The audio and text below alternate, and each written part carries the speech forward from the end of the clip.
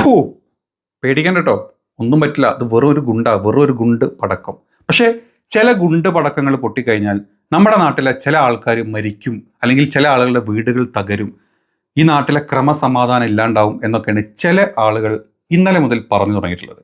ശോഭയ്ക്ക് നേരെ വധശ്രമം നടന്നിരിക്കുന്നത്, ഇതിന് വധശ്രമം എന്ന് പറയേണ്ടി വരും. അപ്പം നിങ്ങൾ മനസ്സിലാക്കേണ്ട ഒരു കാര്യമുണ്ട്. പടക്കം പൊട്ടിയ ആൾ മരിച്ചോ എന്ന് വെച്ചാൽ പടക്കം കൂട്ടിയിട്ട് പൊട്ടിച്ച് അതിൻ്റെ മേലെ പോയി ഇരുന്നാലൊക്കെ ചില ആൾക്കാർക്ക് പരിക്കും മരണമൊക്കെ ഉണ്ടാക്കാറുണ്ട്.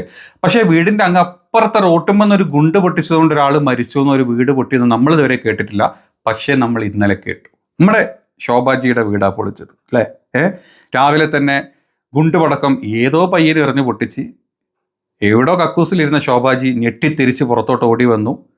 ആകെ വിളിച്ചു, അവിടെ വിളിക്കുന്നു, ഇവിടെ വിളിക്കുന്നു, എല്ലാവരും ഓടി വരുന്നു, കൂടി വരുന്നു. നോക്കുമ്പോൾ പടക്കം അല്ല കേട്ടോ, ബോംബ പൊട്ടിയെന്ന് പറഞ്ഞു.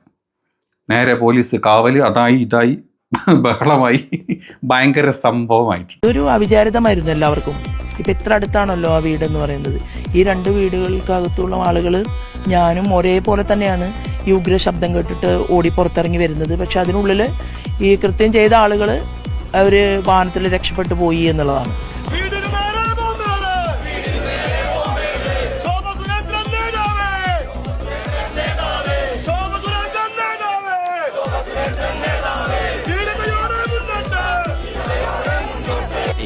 കുറച്ചങ്ങോട്ട് കഴിഞ്ഞപ്പം നമ്മുടെ സംഘി മുസംഗി കൃസംഗികൾ എല്ലാവരും കൂടെ പോസ്റ്റ് ഇട്ട് തുടങ്ങി. അതിൽ ആദ്യത്തെ പോസ്റ്റായിരുന്നു ഈ ഒരു ഊളയുടെ പോസ്റ്റായിരുന്നു. അപ്പം നമുക്കതൊന്ന് നോക്കാം. നടന്നത് ശോഭാ സുരേന്ദ്രനെ കൊല്ലാനുള്ള നീക്കം, തലവേദന പിണറായിക്ക്, നമ്മുടെ മറുനാടൻ മലനാടൻ വന്ന് തൂറി നിറച്ചു. അതോടുകൂടി ആളുകൾ ഞെട്ടി. ഏതായാലും മലനാടൻ്റെ ആ ഒരു പോർഷൻ നമുക്കൊന്ന് കേട്ട് നോക്കാം. കേക്ക്. അത്തരം തീരുമാനങ്ങളിലേക്ക് പോകാൻ കഴിയൂ.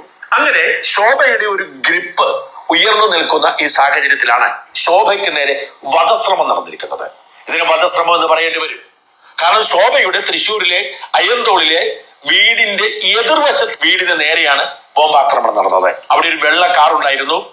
ആ വെള്ള കാർ ശോഭയുടേതാണെന്ന് കരുതിയാണ് ഈ ബോംബാക്രമണം നടത്തിയത്. ശോഭ ഒരു വെള്ള കാറിലാണ് ഉപയോഗിക്കുന്നത്. കൊട്ടേഷൻ കൊടുത്തവർ വെള്ള കാർ നോക്കി ആക്രമിക്കാൻ പറഞ്ഞതാവാം എന്നാണ് സൂചന. ബൈക്കിൽ വന്ന 4 പേരാണ് ആക്രമണം നടത്തിയത് എന്ന് വ്യക്തമായിട്ടുള്ള പോലീസ് അന്വേഷിച്ചുകൊണ്ടിരിക്കുന്നു. ശോഭയുടെ വീടാണ് എന്ന് തെറ്റിദ്ധരിച്ചാവാം നേരെ എതിർവശത്തുള്ള വീടിന് നേരെ ആക്രമണം നടത്തിയത്. അവരെ കണ്ടെത്തേണ്ടതുണ്ട്. കാരണം ശോഭാ സുരേന്ദ്രൻ ഇല്ലാതാകണം എന്നത് ഈ നാട്ടിൽ പല പ്രമുഖരുടെയും ആഗ്രഹമാണ്. സമ്പന്നരായ ബിസിനസ്സുകാരും സത്യം പറഞ്ഞാൽ ഈ ന്യൂസ് എല്ലാം കൂടെ കണ്ട് അവിടെ വന്ന് അമിട്ട് പൊട്ടിച്ച് നമ്മുടെ ഗുണ്ടുപടക്കം പൊട്ടിച്ച് ചെറിയ 2-3 പയ്യന്മാർ ഓടിച്ചെന്ന് എങ്ങോട്ടാ പോലീസ് സ്റ്റേഷനിലോട്ട്. ചേട്ടാ, ഞങ്ങൾ തൃശ്ശൂരല്ല, ഞങ്ങളുടെ വിഷുവിന് മാറ്റി വെച്ച ഇച്ചിരി പടക്കം ബാക്കിയുണ്ടെങ്കിൽ 2 പടക്കം എൻ്റെ വീടിൻ്റെ പുള്ളിയുടെ വീടായിട്ട് ഞാൻ ഓപ്പോസിറ്റ് വീടിൻ്റെ മുമ്പ് നിന്ന് പൊട്ടിച്ചിട്ടുണ്ട്. അത് കേട്ട് നമ്മുടെ ശോഭേച്ചി ഒന്ന് ഞെട്ടിയിട്ടുണ്ട്. ഈ ഞെട്ടൽ കേട്ട് നമ്മുടെ മറുനാടനും മലയാളി, അതുപോലെ തന്നെ ഫസൽ കൂരാട്ട്, ഇതൊക്കെയാണ് അവൻ്റെ പോസ്റ്റുകൾ. ഇങ്ങനത്തെ പല കൃസംഗി സംഘി മുസംഗി എച്ചിൽ സംഘികളും പേടിച്ച് പൊട്ടിപ്പൊളഞ്ഞ് നമ്മുടെ തൃശ്ശൂർ ജില്ലയിൽ കൂടെ ഓടി നടന്ന് ജാഥ അല്ലെങ്കിൽ എന്താ പറയുക പ്രതിഷേധം നടത്തിക്കൊണ്ടിരിക്കുന്നുണ്ട്. അതുകൊണ്ട് ദയവ് ചെയ്ത് ഇവരൊക്കെ ഒന്ന് മാറ്റി നിർത്തണം. എൻ്റെ കയ്യിലുള്ള ചെറിയൊരു ഗുണ്ടേ അവിടെ പൊട്ടിയിട്ടുള്ളത്. ഇത് കേട്ട് ഞെട്ടിത്തെരിച്ച് പോലീസ് ഓടി വന്ന് എന്താണ് ന്യൂസ് ഒന്ന് കിട്ടുമോ നമുക്ക്. ശോഭാ സുരേന്ദ്രന്റെ വീടിന് മുന്നിലെ പൊട്ടിത്തെറിയെക്കുറിച്ചാണ്. ശോഭാ സുരേന്ദ്രന്റെ വീടിന് മുന്നിലെ പൊട്ടിത്തെറിയിൽ ദുരൂഹത ഇല്ലെന്ന് പോലീസ്. നാട്ടുകാരായ 3 യുവാക്കൾ പടക്കം പൊട്ടിച്ചതാണ്. ഈസ്റ്ററിന് വാങ്ങിയ പടക്കമാണ്, ബാക്കി ഇരുന്നതുകൊണ്ട് എടുത്ത് പൊട്ടിച്ചതാണെന്ന് യുവാക്കൾ പോലീസിനോട് പറഞ്ഞു. പൊട്ടിത്തെറി ശബ്ദം കേട്ട് പോലീസ് വന്നതോടെ യുവാക്കൾ പേടിച്ച് മിണ്ടാതിരിക്കുകയായിരുന്നു. സ്വന്തം വീടിന് മുന്നിൽ സുഹൃത്തുക്കൾക്കൊപ്പം പടക്കം പൊട്ടിച്ചെന്ന് യുവാവ് പിന്നീട് പോലീസിന് മൊഴി നൽകി. അലക്ഷ്യമായി പടക്കം പൊട്ടിച്ചതിന് കേസെടുത്ത് യുവാക്കളെ വിടാനാണ് ഇപ്പോഴത്തെ തീരുമാനം. വീടിന് നേരെയുണ്ടായ ആക്രമണം തന്നെ ലക്ഷ്യമിട്ടാണെന്നായിരുന്നു ശോഭാ സുരേന്ദ്രന്റെ ആദ്യ പ്രതികരണം. സംഭവത്തിന് പിന്നിലുള്ളവരെ പുറത്തു കൊണ്ടുവരണം. പടക്കം പൊട്ടിക്കേണ്ട സാഹചര്യം പ്രദേശത്ത് ഉണ്ടായിരുന്നില്ല. വെള്ളക്കാർ പോർച്ചിൽ കിടക്കുന്ന വീടെന്നായിരിക്കും അക്രമികൾക്ക് ലഭിച്ച നിർദ്ദേശമെന്നും ശോഭ നേരത്തെ പറഞ്ഞു. എന്ത് ചെയ്യാനാ, ഒരാളെ ഗുണ്ട് വെച്ചിട്ടൊക്കെ പൊട്ടിച്ചു, അല്ലെങ്കിൽ ഗുണ്ട് വെച്ചിട്ട് ഒരാളെ കൊല്ലുക, വീട് തകർക്കുക, വെള്ളക്കാറിൻ്റെ മുമ്പിൽ പോയിട്ട്. മറുനാടൻ പറഞ്ഞ 4 പേരാ ബൈക്കിൽ വന്നതെന്നാ. 4 പേര് ബൈക്കിൽ വന്നിട്ട് വെള്ളക്കാറാണെന്ന് പറഞ്ഞ വെള്ളക്കാറ് കണ്ട വീടിൻ്റെ മുമ്പിലോട്ട് പൊട്ടിച്ച് പോകുമ്പോന്നാണ് പറഞ്ഞത്.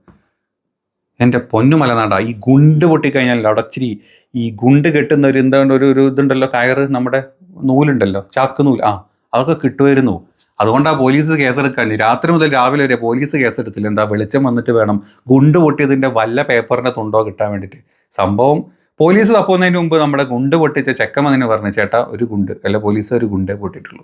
അവസാനം പോലീസ് കേസെടുത്ത്, എന്തിനാ പറയാതും ഇതുപോലത്തെ ആവശ്യമില്ലാത്ത സ്ഥലങ്ങളൊന്നും പോയിട്ട് ഗുണ്ട് പൊട്ടിക്കാൻ പാടില്ല, ഇനി ഗുണ്ട് പൊട്ടിച്ചാണ്ടൊക്കെ തണ്ട് ഞാൻ പൊട്ടിക്കുന്നു പോലീസ് പറഞ്ഞു. ഇതോടുകൂടി പോസ്റ്റ് ഇട്ട നമ്മുടെ മറുനാടൻ പ്ലിങ് എന്ന് പറഞ്ഞിട്ടുണ്ട്. അപ്പുറത്ത് ഫസൽക്കാരായിട്ട് ഇങ്ങനെ മുട്ടിഞ്ഞിനും പുള്ളി അത് വിടില്ല കേട്ടോ, പുള്ളിയുടെ സ്റ്റൈലുണ്ട്, അത് വിടാതെ പിടിച്ചു നിൽക്കുന്നുണ്ട്. എൻ്റെ പൊന്നു വേട്ടാവളിയന്മാരെ, ഈ കാളപ്പേ എന്ന് കയറ്റുമ്പോൾ തന്നെയൊക്കെ കയറും കൊണ്ട് ഓടി കുണ്ടിൽ കൈയിടാൻ നിൽക്കരുത്. അപ്പം അതെല്ലാം ഉണ്ടായത്. എന്താണെങ്കിലും രണ്ടുപേരും ഇട്ട കൈ കുണ്ടിൽ നിന്ന് എടുത്തിട്ട് ചാണകം ഒന്ന് വടിച്ച് തുടച്ച് വൃത്തിയാക്കി വെച്ചിട്ട് മൂലയിലിടം പോയിരുന്നോളാം. അപ്പം ഗുണ്ട് പൊട്ടിയ ആള് ചാവൂല എന്ന് ഇപ്പം നമുക്ക് മനസ്സിലായില്ലേ. നീ ഗുണ്ട് പൊട്ടി ആരെങ്കിലും ചത്തിട്ടുണ്ടോ?